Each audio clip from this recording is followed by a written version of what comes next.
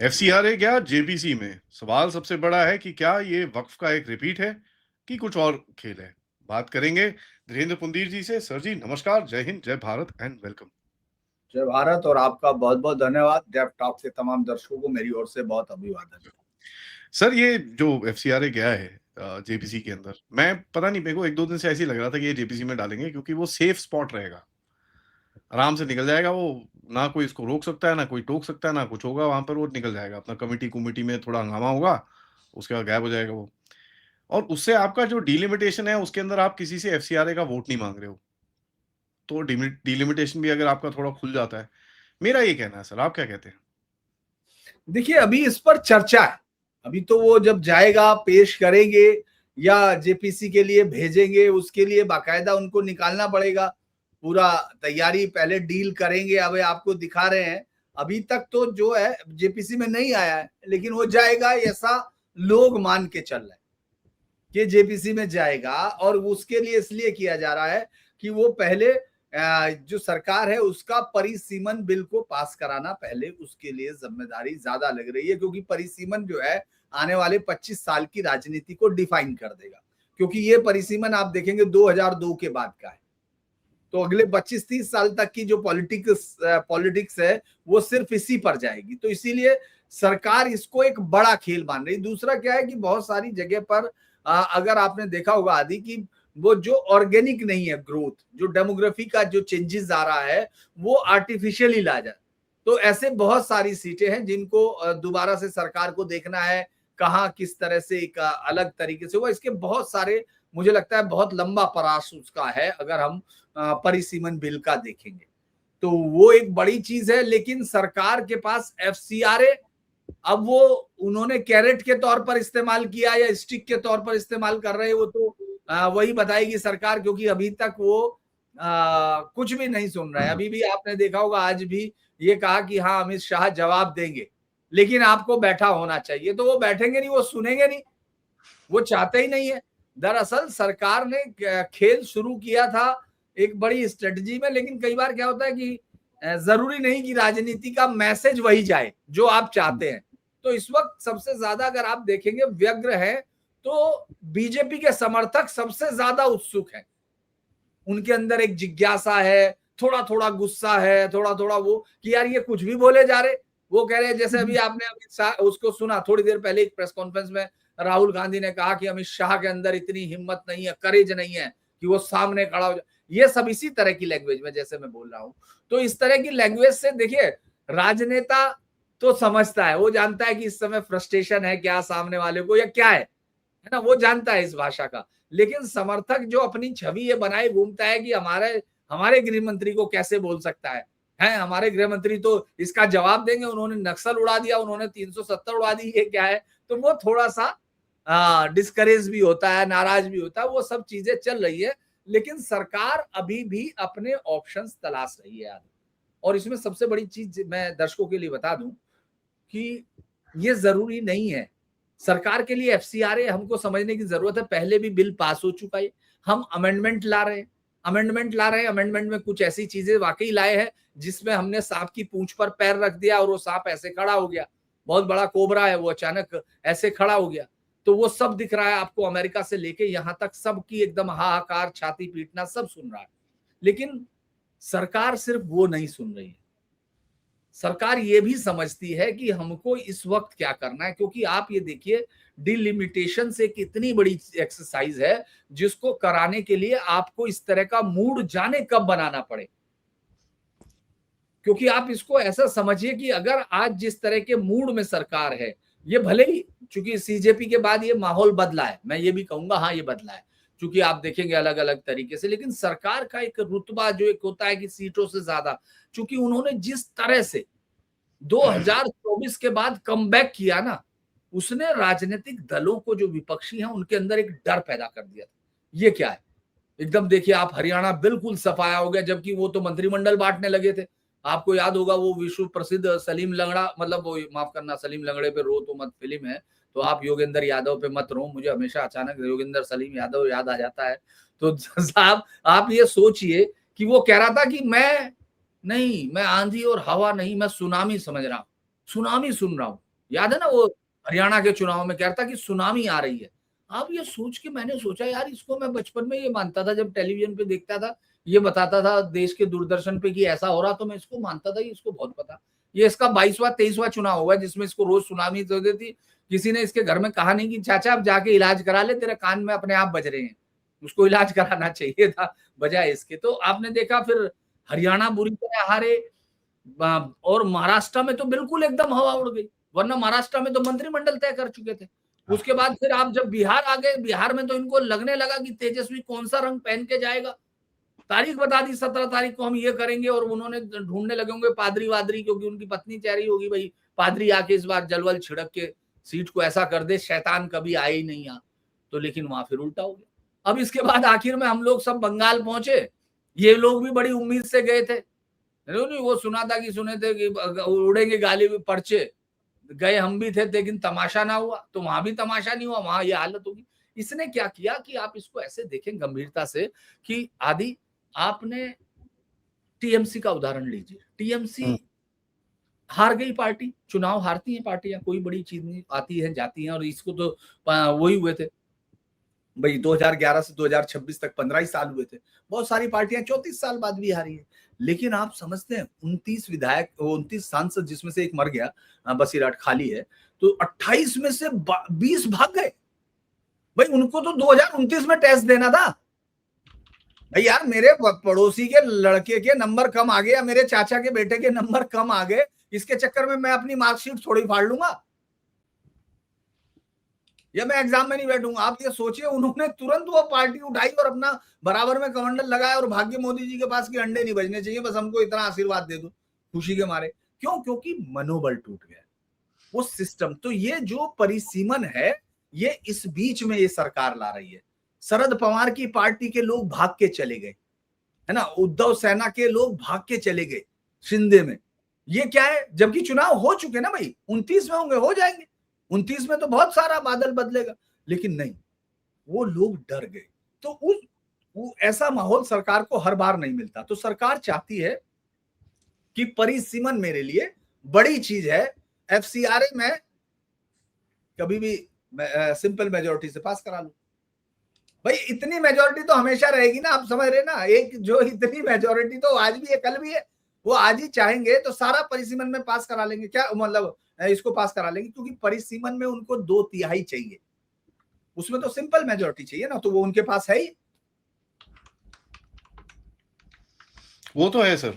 Sir अभी यहाँ पर एक और थोड़ा गेम हुआ है जो जिसके बारे में कई लोग बात नहीं कर रहे हैं। झारखंड के अंदर जो प्रोटेस्ट चल रहा है वहां पर आपने लाठीचार्ज कर दी, ठीक है जी, वहां पर आपने टीयर गैस चला दी, ये कर दिया वो कर दिया। तो अभी एक जो विपक्ष था वो तो बोलता था कि साहब आप लाठीचार्ज आपने कैसे करी, किसने कराई, ये वो, अब क्या बोलोगे? तो वो पूरा लाठीचार्ज का नैरेटिव खत्म हो गया अब तो। भाई एक लाठीचार्ज दूसरे लाठीचार्ज को कैंसिल कर देता है। तो ये जो झारखंड में हुआ, कहीं ना कहीं ये तो फंस गए आके इसके अंदर। तो ये तो बोलते हैं ना गड्ढा, किस तुम उनके लिए गड्ढा खोद रहे थे, बीजेपी ने तुम्हारे लिए गड्ढा गड्ढा खोद दिया, बीजेपी वाले भी गिरे इसके अंदर, लेकिन जो इन्होंने गड्ढा तुम्हारे लिए खोदा था ये तो ज्यादा बड़ा है, क्योंकि आप एक जो बड़ा अपना कॉलर ऊपर करके नैरेटिव लगा रहे थे, देखो ये करते हैं, गोली मारते हैं, ये करते हैं, वो तो पूरा गया खत्म। दरअसल इसमें एक आदि, इसमें सीधी कहानी नहीं होती, राजनीति में बेशर्मी बहुत बड़ी ताकत होती है। बहुत बड़ी ताकत है सर जी। हाँ, वो इतनी बड़ी ताकत होती है कि आप बाकी ताकत उसके सामने कुछ नहीं रह। आपको मालूम है अभी क्या हुआ? मैं जब आपके चैनल पे आ रहा था बात करने, उससे पहले मैं देख रहा था कि पार्लियामेंट में आज क्या क्या हुआ, चूंकि हम लोग शाम को जरूर देखते हैं भाई क्या हो रहा क्या नहीं हो रहा। बड़ा इंटरेस्टिंग चीज मैंने बयान देखा, और जब ये सवाल किया गया अखिलेश जी से, तो अखिलेश बाबू ने कहा कि देखिए, ये झारखंड के छात्रों को ये सारे सवाल मोदी से पूछना चाहिए, क्योंकि मोदी सरकार ने उनको नौकरी नहीं दी। अब आप ये सोचिए कि मैंने कहा कि ये बात आप अगर हेमंत सोरेन को बता देते तो कम से कम उसको ये समझ में तो आ जाता कि भाई मुलायम सिंह और अखिलेश के समय में नौकरी देने की जिम्मेदारी बीजेपी की थी, भले ही राज उनका रहे, उससे कोई फर्क नहीं पड़ता। तो उसी बेशर्मी के सहारे वो सब करेंगे। अभी राहुल गांधी ने ट्वीट किया कि भाई लाठीचार्ज नहीं होना चाहिए था, और ये बड़ी दुर्भाग्यपूर्ण स्थिति है। और मैं आपको एक बार बता दूं, इन्होंने पूरा मेकअप करने की कोशिश की कि भाई मारपीट, वो लाठीचार्ज बहुत ज्यादा ना किया जाए। आपको समझ नहीं रहे, लाठियां बड़ी संभाल संभाल के रखनी पड़ी, क्योंकि उनको मालूम है कि इस समय हमने इसी पे फंसाया हुआ है। तो वो चाह नहीं रहे थे, लेकिन अब देखिए पार्लियामेंट के सांसद विधानसभा के अंदर वो घुस गए, पार कर गए, तो वो चूंकि वहां जाके करेंगे क्या? उन छात्रों में और इन छात्रों में अंतर था। देखिए ये भी समझिए कि दिल्ली में जो छात्र थे उनमें 2800 अपराधी थे, उनमें से एक का एनकाउंटर हुआ। अभी शामली में जिस आदमी का एनकाउंटर हुआ, वो आदमी इसमें था, 2 दिन रहा। जिन 9 आतंकियों को पकड़ा, जो जो लोग पेट्रोल बम बनाने, जिनको पेट्रोल बम दिए गए, उनके बारे में पंजाब पुलिस ने खुलासा किया, उस कमिश्नर का ट्रांसफर कर दिया। क्योंकि केजरीवाल जिस तरह से खेल कर रहा है, सॉफ्ट खालिस्तान के चक्कर में जो एक आइडिया वो ले रहा है, वो बहुत खतरनाक है इस देश के लिए। लेकिन हम लोग अभी झारखंड पे हैं, तो आप ये सोचिए कि दिल्ली की अगर वो भीड़ अंदर घुसती, जो ये कहने आई थी कि हम संसद को उखाड़ फेंकेंगे, याद है ना, नेपाल बना देंगे, उनकी भीड़ में और इस भीड़ में जो यहाँ आई है, एक अंतर है। वो अंदर भी घुस गई तो क्या कर रही है, आराम से घूम रही, नारे लगा रही। ये लोग अंदर इसलिए घुसना चाहते थे कि इस देश को नेपाल बनाना है। तो इसीलिए उस बेशर्मी का, जब मां बहन की गालियों का अगर कोई पार्टी, कोई पत्रकार या कोई इस तरह का ग्रुप, जो चाहे अजीत अंजुम हो या जितने भी ये लोग हैं, आशुतोष हो या हो, जिन लोगों ने मां बहन की गालियों को गौरवान्वित करने की और अपने घर की परंपरा बताई, मुझे लगा उनके घर में बच्चे इसी तरह बोलते होंगे एक दूसरे को, तो वो बाकी सब जवाब दिया देश ने। तो आप ये समझिए छत्तीसगढ़ का इसका झारखंड का नैरेटिव अलग है, वो उसको लादने की कोशिश कर रहे हैं, लेकिन मुझे नहीं लगता कि उसका बहुत ज्यादा बाहर भी इम्पैक्ट है। आप समझते हैं कि दीप के यहाँ आ गया दिल्ली, जबकि दीप के लिए तो वहां जाना बहुत जरूरी था, वहां तो पहले से भीड़ मौजूद है। भाई पूरी स्टेडियम में 8 से 10 हजार लोग तो हमेशा मौजूद रहे। और दिल्ली में तो 19 तारीख से 20 से 18 तारीख, जब तक उन्होंने उसको नहीं उठाया था वांगचुक को, तब तक तो रात के समय में वो रोटी जो फ्री की बिरयानी खाने आते थे 1200, वरना तो दिन में तो 200-250 रहते थे, जिनमें से 150 यूट्यूबर होते थे जो एक दूसरे को गालियां निकालने में लगे रहते थे। यहां तो भीड़ थी ना, इसके बावजूद दीप के नहीं गया, क्योंकि दिल्ली से नैरेटिव बनते हैं, झारखंड में सिर्फ कहानियां बन सकती हैं। आप अभी देखो कितने चैनलों पे दिखा, कुछ नहीं, कहानी खत्म खत्म, कौन सा, जबकि वहां रोज आ रहा था कि ये आदमी बैठा है, देखिए साहब, ये आशुतोष राम का एलएससी से पढ़ के आया, दूसरा कुछ और बता रहा, ये बता रहा। अब उनकी सारी कहानियां भी खुलने लगी कि ये साहब पढ़ के कुछ नहीं आए, ये यहाँ से गढ़ इसको बर्बाद करने के लिए आए थे। इनका तो बल्कि वो अपने अय्यर साहब तो अभी ढूंढते ढूंढते ये तक पूछा है कि बोस्टन में यार ये कभी पढ़ाई नहीं, वो तो ये तक ढूंढ रहे हैं, कह रहे साहब ये देखिए एलमनी की लिस्ट है, और वो जो है और पता नहीं क्या क्या वो आज निकाला है उन्होंने कि ये मैंने सब चेक कर लिया कि सारे डिपार्टमेंट्स में ये पिछले 4 सालों के बैच में इस नाम का आदमी नहीं है, तो ये कहां पढ़ा है। तो इन सब की कहानियां खुलती जा रही है। सौरभ दास देखिए एक ऐसे मकान में चला गया जिसके मकान मालिक मर चुके 2023 में, उनके साथ उनका वो कह रहा है जो उत्तराधिकारी साहब, हमने तो हमारे पास वो डीड खो गई है, अब ये पता ही नहीं। आप सोचिए कि उनको किसने मकान दिया किसको नहीं, क्योंकि वो किराए का खर्चा अगर 1 लाख, वैसे तो 7-8 लाख है, अगर आप बराबर में किसी से भी उसके मकान का किराया लेंगे तो 7 लाख है। लेकिन चलिए इनके लिए इनको उन्होंने मान लिया होगा ये खुदाई खिजमतगार है, इनको हमको शांति से देना चाहिए, 1 लाख दिया होगा। तो 1 लाख के लिए तो इस आदमी की सैलरी कम से कम 4 लाख 5 लाख होनी चाहिए। कौन सी कंपनी में काम करता है ये, कौन सा इंडिया टुडे का सीईओ हो गया क्या? तो ये सब झूठ भी सामने आ रहे खुल के, ये सब चीजें दिख रही है। तो झारखंड बेशर्मी जरूर है, बेशर्मी से वो उसका कर सकते हैं, वरना तो आप देखिए झारखंड में एक बड़ा इंटरेस्टिंग है। आप देखिए आज एक ईडी ने केस दर्ज कर लिया, ईसीआईआर कर लिया, उनके खिलाफ दर्ज कर लिया। अब ईसीआर ने कर लिया तो अब ईडी देखेगी करप्शन का, मनी लॉन्ड्रिंग का सारा, लेकिन उसके साथ ही उन्होंने, ये तो डर गया हेमंत, तो ये क्या कहानी होगी, वो तो खुद ही जेल में रह के आ चुका, उसको मालूम है कैसे होता है। तो उसने जिस आदमी को बनाया था खगरियात को, वो उसने उसको कल उसने इस्तीफा दिया, हटा, और आज उसको अरेस्ट कर लिया। अबे ये इस्तीफा नहीं देता तू अरेस्ट करता क्या? क्योंकि ईसीआर होगी, उसको मालूम है सीआईआर और होगी ईडी की। अब ये उठ जाएगा तो कहानी बता देगा कि यार ब्रीफकेस मेरे पास जितने आते थे ये तो 75-25 का खेल था, इससे ज्यादा थोड़ी था, मेरी हैसियत तो 25 पैसे की है, जिसने 75 लिए उनको पकड़ो। तो इसीलिए ये सारी कहानियां अगर देखेंगे आप तो ये बहुत बड़ा खेल है। और ये खेल इतना बड़ा है कि इस सरकार को फैसले लेने से रोकने की कोशिश है। अगर इस सरकार, एक बात आप इंटरेस्टिंग सी सोचिए, अगर इस सरकार ने अपने समय, आपने इसका वादा सुना था कभी? आपने सुना था अमित शाह ने किसी रैली में कहा कि मैं एफसीआरए लाऊंगा?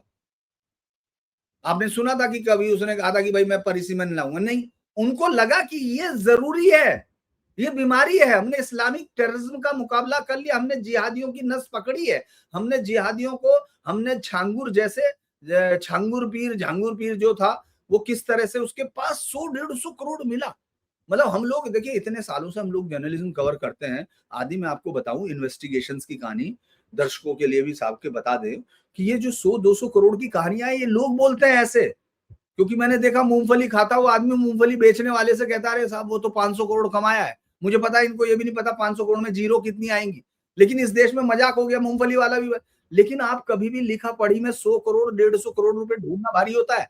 छांगुर पीर के में पहली बार हमने पढ़ा कि इसको इतना पैसा आया है। आप सोचो कि कैसे रेट लगा, कि लड़कियों के रेट लग रहे हैं, ब्राह्मण को इतने, ब्राह्मण कन्वर्ट करोगे उसको लाओगे, उसको लाओगे राजपूत को इतना, दलित को इतना, सारी चीजें उसमें लिखी हुई है एफआईआर में, और वो सब अपने बयान में बोला है। तो आप ये सोच के देखिए, आपने जिहाद का और कन्वर्जन का एक बहुत बड़ा जो रैकेट था, जो वहाबी मूवमेंट है, जो 1979 से शुरू हुआ, सऊदी अरब ने शुरू किया, जिसने आपके पूरे बॉर्डर्स खत्म किए, आप उसको समझ चुके थे, उसको वैसे भी समझा जा चुका था, लेकिन आप ये समझने में नाकाम थे, आपके जहन में नहीं आ रहा था, क्योंकि आपके जहन को इस बॉलीवुड की फिल्मों ने कब्जा किया हुआ है। मैं 99% लोगों को जानता हूं जिनके इतिहास की समझ या रामायण की समझ रामानंद सागर ने बनाई है, जिनकी टीपू सुल्तान की समझ टीपू सुल्तान सीरियल ने बनाई है। उस जैसे हत्यारे को इतना ग्लैमराइज कर दिया था, हर लड़का हिंदुस्तान का बच्चा, वो हिंदू बच्चा, वो सोचने लगा था मैं टीपू सुल्तान बनूंगा। तो आप ये सोच के देखिए कि इस पूरे बीच में ईसाई मिशनरियां क्या कर रही हैं। मैं एक फाइन अंतर बता रहा हूं आपको, जो आपको शायद मुझे लगेगा कि अलग है। क्या मिशनरियां कब्जा करके, या जहां क्रिश्चियन ज्यादा हो गए उन्होंने जबरदस्ती जाके औरतें छीन ली हो, ऐसा तो सुनते नहीं जैसे मुस्लिम करते हैं। वो क्या करते हैं, उनकी सबसे बड़ी ताकत पैसा है। झूठ दोनों का है भाई, झूठ तो दोनों बोलते हैं। क्योंकि आप सोचिए, वो कहते हैं हिंदू धर्म में अंधविश्वास बहुत है, क्रिश्चियन का सबसे पहला, और वो ऐसे करते हुए साला, मैंने तो आज तक नहीं देखा हिंदू में कोई ऐसे ऐसे कर रहा है। वो एकदम हाथ लगाता है, वो पक्ष गिर जाता है, देखा ना, फिर एकदम चलने लगता है कि मैं तो आज तक उठा नहीं था मुझे। ये सब झूठ क्या है, इस झूठ के बावजूद वो कर रहे हैं, क्यों? क्योंकि इस झूठ से नहीं बदल रहे, वो पैसे से बदल रहे हैं। तो ईसाई मिशनरियों का ताकत वो नहीं थी, उनकी ताकत थी पैसा, झूठ, शिक्षा और स्वास्थ्य। उसके लिए एनजीओ, एनजीओ के साथ पैसा, उस पैसे में से 20% उस बिल्डिंग में, 80% कन्वर्जन के लिए। और इस देश में बहुत सारे, मैं तो चूंकि हम लोग इस पर एक बार स्टोरी कर रहे थे, मैं आपको बताऊं, हम लोगों ने, फिर हम आगे नहीं किया उस पे, क्योंकि उसमें क्या था, हम लोग ये देख रहे थे, हम लोगों को 15,000 रुपया देंगे, हर महीना देंगे, लड़की से शादी कराएंगे, ये सब है आइडिया। तो इस सब के मूल में पैसा है। ये अमित शाह ने पकड़ा, ये शाह ने पकड़ा। जब नक्सल उन्मूलन वो जब कर रहे थे, इसके लिए मैं आपको ये भी बता दूं कि जब नक्सल उन्मूलन किया जा रहा था ना, ये अचानक आएगा आपको कि भाई ये कहानी क्यों, क्योंकि राजनाथ सिंह तो बेचारे कुछ नहीं पकड़ सकते थे निंदा करने के अलावा, वो निंदा ही करते थे। तो ये 5 साल में, इन आदमी ने पिछले पूरे 5 साल में, जब वो नक्सल से टकरा रहे थे, तो उनको ये समझ में आया कि ये जो इसकी नाभि का अमृत यहाँ नहीं है, इसका सर काटते रहो। ये एक बार आपने इसको मार दिया, एक बार गोंडा को मार दिया, एक बार कोंडा को मार दिया, एक बार किसी को मार दिया। हम लोग तमाम गाँव में घूमे हुए, मैं तो खुद एक एक जगह पर, झारसा, गुड़ा, बस्तर वस्तर सब जगह, बस मैं वहां नहीं जा पाया था जिसको ये अपनी राजधानी कहते हैं, बूझमाड़, क्योंकि उस वक्त तक जाने का कोई रास्ता नहीं था। बाकी सब जगह हम लोग घूमे, जहां जहां ये हुआ। तो वहां ये समझ में आता है कि ईसाई मिशनरियों ने पैसे से उसको जिंदा रखा, उन सारे इलाकों को, ताकि वहां इंडियन गवर्नमेंट ने, अच्छा अब तो सड़कें जाती हैं, मैं इसलिए बता रहा हूँ, अंतागढ़ एक जगह है, जब मैं उसको कवर करने गया ना आदि, जब मैं कांकेर के पास एक जंगल में, जहां सबसे ज्यादा, अगर आप टाइप करोगे, दर्शक भी टाइप कर सकते हैं, अंतागढ़ में, तो मैंने देखा यार स्कूल क्यों उड़ा रहे हैं। ये 2004-5 की बात है। मैंने कहा ये स्कूल क्यों उड़ाया, अच्छा ये रोड रोलर क्यों चला के रख दिया, ये पीडब्ल्यूडी के दफ्तर को क्यों फूक रहे, ये समझ में नहीं आ रहा ना भाई। आप विकास के लिए लड़ रहे हो, आदिवासियों के लिए लड़ रहे हो, तो इनके लिए अगर स्कूल खुल गया तो उसको क्यों उड़ा रहे हो भाई आपको ये समझना पड़ेगा ना कि क्यों, क्योंकि उसमें ईसाई मिशनरियां ये चाहती थी कि अंदर के लिए सिर्फ वो इन आदिवासियों का ख्याल कर रहे, वो इन आदिवासियों को खाना दे रहे, वो इनको पीना दे रहे, और वो सारे पैसे जानते कहां से आ रहे, जैसे फ्री का राशन जो प्राइम मिनिस्टर की जो योजना है उस पे वो लगा के अपना दे देते थे। तो इस सब को जब अमित शाह ने समझा तब ये एफसीआर आया, इसीलिए ऐसे एफसीआर से दिक्कत हो रही है।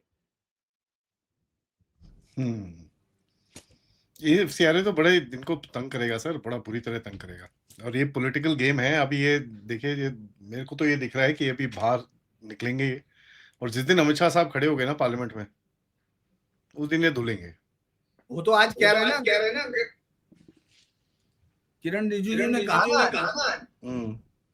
कि भाई एक सीधी सी बात है, ये इको कर रहा है। हेलो, हाँ अब ठीक है।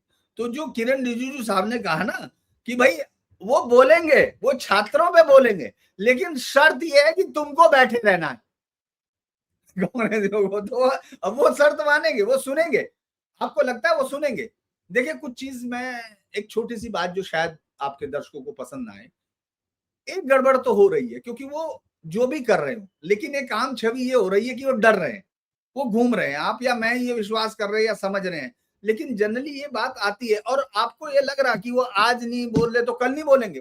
वो तो सदन में आपका पहले भी नहीं सुनना चाहते, अब भी नहीं सुनेंगे।